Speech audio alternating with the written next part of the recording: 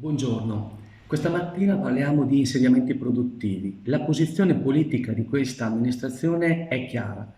Noi non vogliamo insediamenti produttivi che portino sul territorio lo stoccaggio e la lavorazione di rifiuti pericolosi. Questa è la nostra posizione politica. A fronte di questa posizione andremo ad organizzare un incontro pubblico nelle prossime settimane rivolto alla comunità, a tutti i portatori di interesse, alle associazioni ambientali, perché dalla provincia ci è arrivato un percorso appunto autorizzativo che ha interessato in questi mesi, anzi direi in questi anni, la regione e la provincia e riguarda appunto un insediamento produttivo che vuole insediarsi in località con la fonda di Cavanella Po.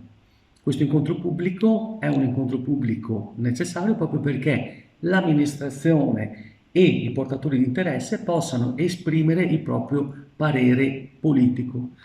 Per quanto riguarda tutte le autorizzazioni ambientali, ricordo che i due enti che sono deputati a dire se ci sono le condizioni o meno ambientali per un qualsiasi tipo di insediamento produttivo sono la regione e la provincia.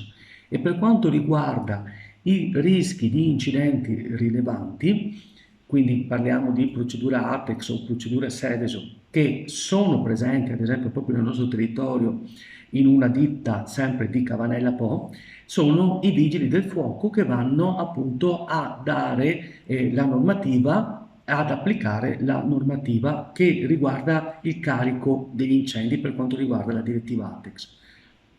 Bene, allora vi daremo nei prossimi giorni la data dell'incontro e il luogo dell'incontro pubblico. Buongiorno a tutti.